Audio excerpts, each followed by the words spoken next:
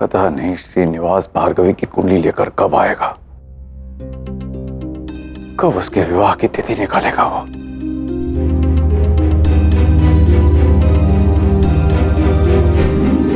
आर्य, विद्या के बाबा आपसे उसके विवाह के संबंध में बात करने आए हैं। मैंने उन्हें अतिथि कक्ष में बिठा दिया है। उचित है, मैं आता हूं।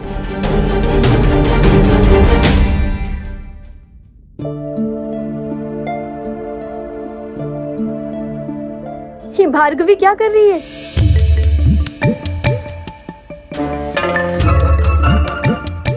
भार्गवी, क्या हुआ? इतनी दुखी क्यों हो तुम? तो और क्या होंगी, बात बाबा के क्रोध से शुरू हुई थी और अब मैं ये जानने के लिए बेचैन हूँ कि श्रीनिवास मेरे विवाह की कौन सी तिथि निकालेगा। ये तो उत्सुकता है ना, आँख खुलता नहीं। ताने मत मारो, आकुल ही हूँ मैं। और बाबा की भी तो कोई भविष्यवाणी होगी ना मेरे विवाह को लेकर, उसका क्या? यही सोच सोच कर तो मैं अपना धैर्य खो रही हूँ। अब तो कुछ समझ में ही नहीं आ रहा है, सब कुछ श्रीनिवास के ही भरोसे है।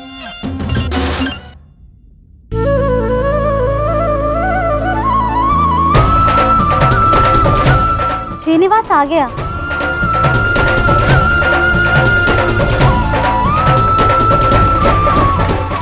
ये तो बड़ा प्रसन्न लग रहा है। ये बताओ, मेरी कुंडली पड़ी, तिथि मिली? क्या तिथि है? कल होगा विवाह। कल?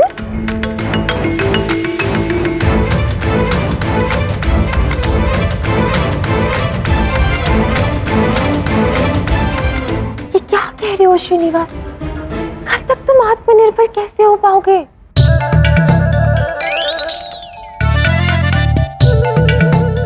आप उसकी चिंता न करें, हम उसकी व्यवस्था कर देंगे। ऋषि भृगु, प्रणाम। आ गए तुम?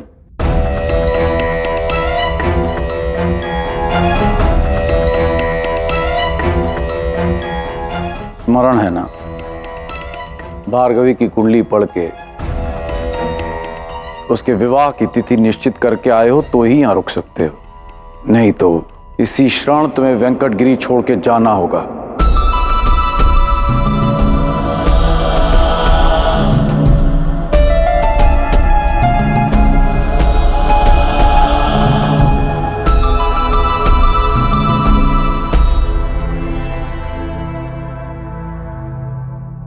सेवक हूं आपका, आप कोई आदेश दे और मैं उसका पालन ना करूं, यह संभव नहीं है ऋषि भृगु। किंतु हाँ, आप एक बहुत बड़े ऋषि हैं, महान ज्ञानी हैं, एक महान ज्योतिषी हैं।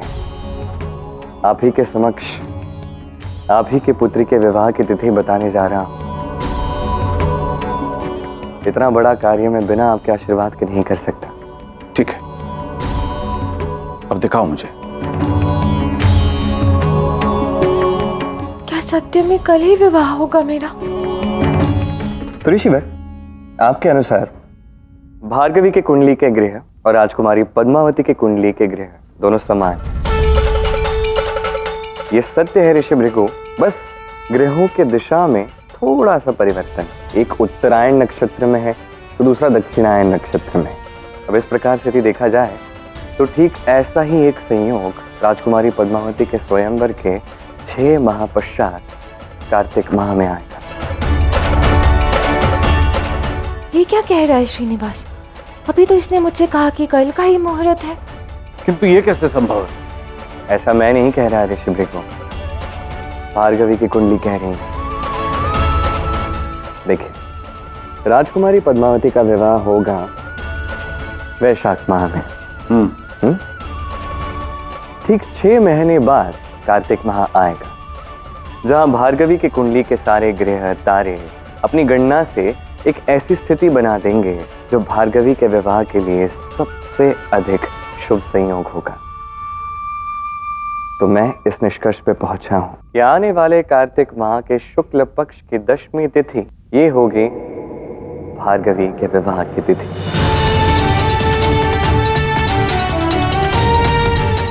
आप स्वयं भी एक बार अध्ययन कर लीजिए।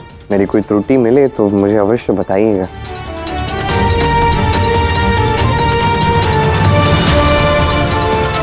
मैंने कभी इस दृष्टि से गणना ही नहीं की।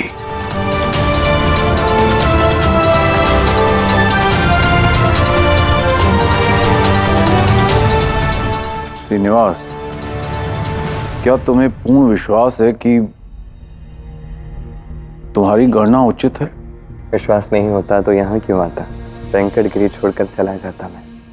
आशा करता हूं कि तुम्हारी गणना उचित होगी, और यदि ऐसा हुआ तो मैं स्वयं पूरे संसार के समक्ष ये स्वीकार करूंगा कि तुम मुझसे कहीं अधिक श्रेष्ठ ज्योतिष ज्ञाता हो।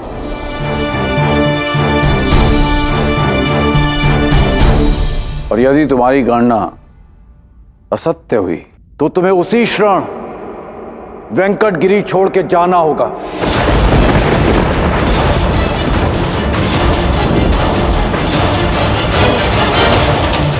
और तत्पश्चात तुम कभी इस ओर पलट के भी नहीं देखोगे। मुझे वचन दो।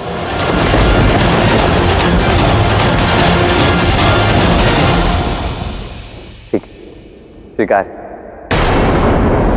मैं कभी भी पलट कर नहीं देखूंगा। और वैसे भी समय से बड़ी क्या कसौटी हो सकती है ऋषि भाई? अब समय ही बताएगा कि मेरी गणना में कोई भूल हुई थी या नहीं। किंतु तब तक मैं भी आपसे एक वचन चाहता हूँ ऋषि भृगु। बोलो। कि यदि मैंने जो गणना की है सत्य हो जाती है तो उसके पश्चात आप कभी भी मुझे वेंकटगिरी छोड़कर जाने के लिए नहीं कहेंगे। इस घर को छोड़कर जाने के लिए नहीं कहेंगे। तब तक भी नहीं कहेंगे जब तक मेरी तिथि उचित है या नहीं ये सिद्ध नहीं हो जाता।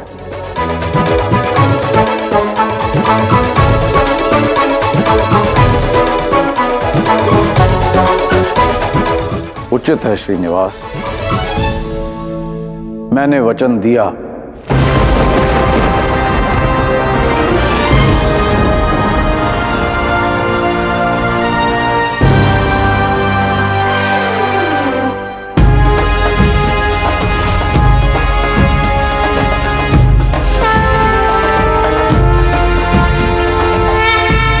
राजकुमारी पद्मावती के स्वयंवर के लिए सभी राजकुमार पधार रहे हैं।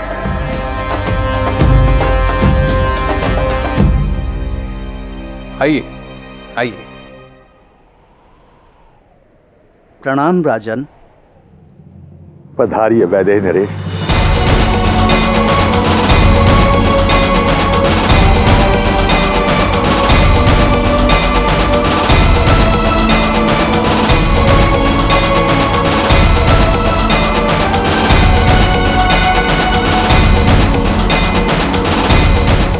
ऋषि भृगु पधार रहे हैं।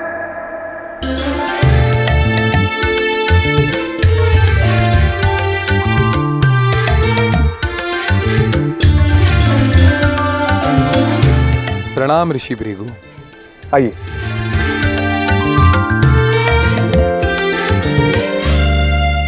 पधारिए ऋषि भृगु, पधारिए। देखिए ऋषि भृगु, विभिन्न राज्यों से पद्मावती के स्वयंवर के लिए प्रत्याशी आए हैं। आप सबका वेंकटगिरी में हार्दिक अभिनंदन है। आशा करता हूं कि आप सब लोग यहां से प्रसन्न होकर ही लौटेंगे। ऋषि भृगु बहुत बड़े ज्योतिषी हैं। इनकी भविष्यवाणी कभी गलत नहीं होती, बस एक बार विपरीत हुई है।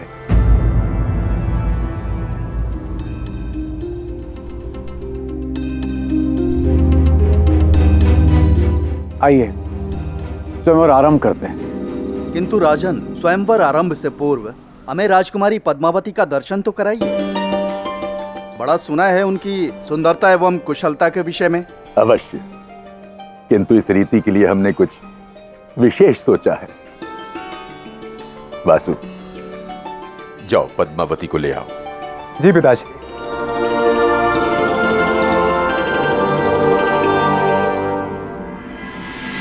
ऋषिवर, मेरी कही हुई बात आपको अनुचित तो नहीं लगी, जो मैंने सबके समक्ष बोल दिया कि आपकी एक भविष्यवाणी गलत हुई है? आशा करता हूं आप मेरी बात का बुरा नहीं मानेंगे। सत्य को सत्य मानने में बुरा क्या मानना राजा? सत्य तो सत्य ही होता है। मैं प्रसन्न हूं ये जानकर कि आप मुझसे रुष्ट नहीं हैं।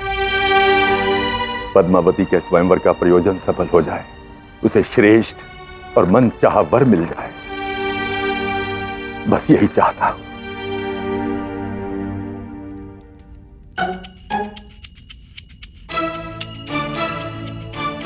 अरे इतना विशेष क्या बनाया जा रहा है? इतना विशेष पायसम बनाया जा रहा है भार्गवी। बाबा ने तुम्हारी कुंडली वाली बात मान ली, इसलिए उनके लिए पायसम बना रहे हो। मैंने तुम्हारे बाबा को वचन दिया था ना कि तुम्हारे विवाह में मैं पायसम बनाऊंगा, ऐसे ही मैंने सोचा कि पायसम बनाता हूँ पद्मावती के स्वयंवर के लिए। अच्छा वो सब छोड़ो, मुझे ये बताओ तुमने मेरे साथ इतना बुरा परिहास क्यों किया?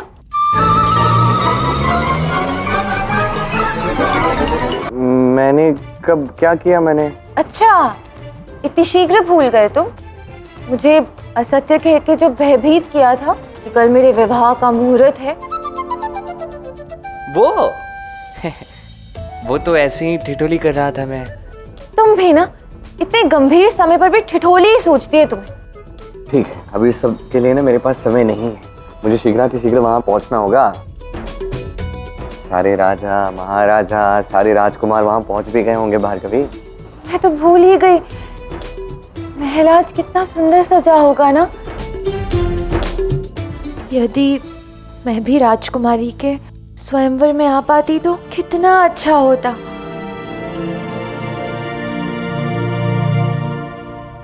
मैं तुम्हारे साथ चल सकती हूँ ना? देखो भार्गवी, ऐसी कोई रीति तो है नहीं कि किसी और के स्वयंवर में कोई और कन्या जा सके। तो हो सकता है तुम्हारे आने से राजा या राजकुमारी कोई रुष्ट हो जाए। और तुम्हें तो कई सारे कार्य भी है ना, अपनी सखी विद्या के साथ विवाह के प्रबंध भी तो करने हैं, तो तुम उन कार्यों में लग जाओ, ठीक है? अब मैं चलता हूँ, मुझे विलंब हो रहा है, ठीक है?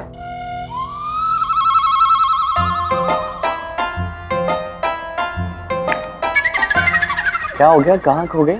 श्रीनिवास, मेरे मन में ना एक छोटी सी बात है जो अटक गई है। क्या बात है, बताओ। जब तुमने कहा कि 6 महीने बाद मेरे विवाह की तिथि है, तो बाबा ने तो स्वीकार ही नहीं किया, अपितु उन्होंने कहा कि समय बताएगा। उनकी ये बात मेरे मन से जा ही नहीं पा रही है। ऐसा प्रतीत होता है जैसे उनके मन में कुछ और ही चल रहा है। ऐसा लगता है तुम्हें?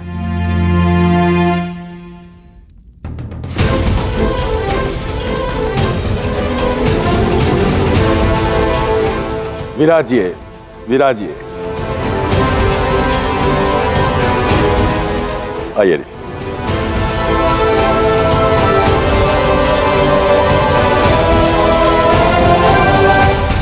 कितने वर्षों से मैं इस दिवस की प्रतीक्षा कर रहा था कि मेरी पुत्री के विवाह की वेला आ जाए, और आज वो शुभ घड़ी आ ही गई।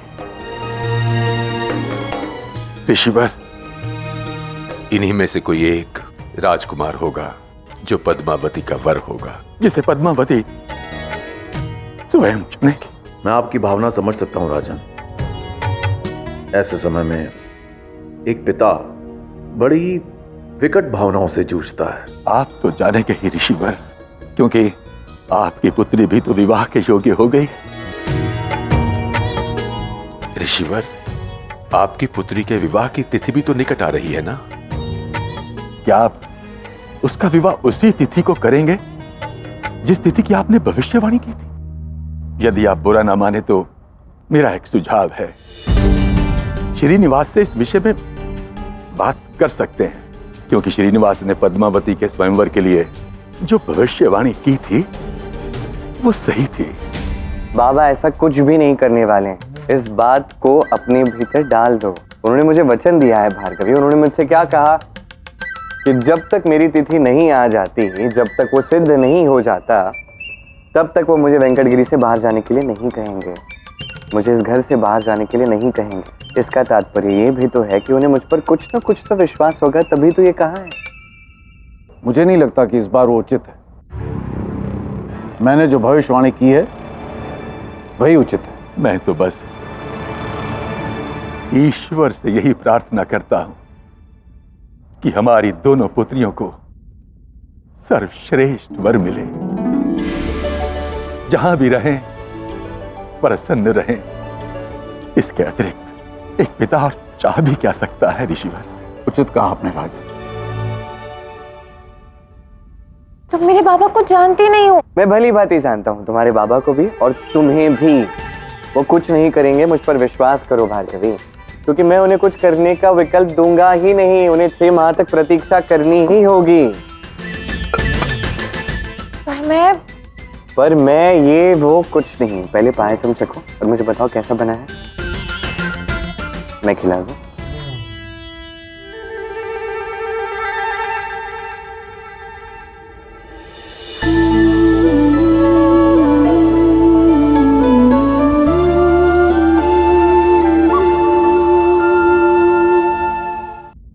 अत्यंत स्वादिष्ट है।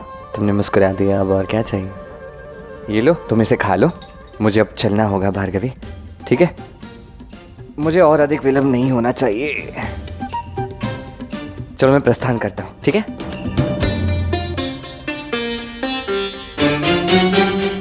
यदि मैं भी राजकुमारी के स्वयंवर में जा पाती तो कितना अच्छा होता। राजकुमारी ने आज कितना सुंदर श्रृंगार किया होगा।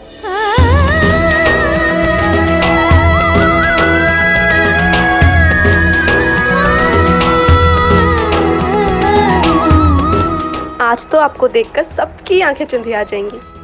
कितनी सुंदर दिख रही हैं आप। राजसभा में सब इस रूप को देखने की आस लगाए बैठे होंगे। तब तो उन्हें ये मुख देखकर ही संतोष करना होगा, क्योंकि जिस प्रयोजन के लिए वो लोग यहाँ आ रहे हैं उसमें तो वो सफल होंगे नहीं, क्योंकि मुझे किससे विवाह करना है ये तो निश्चित है।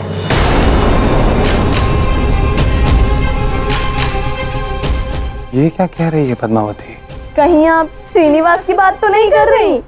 हाँ, उसी के कारण तो मैं स्वयंवर को सज्ज हुई।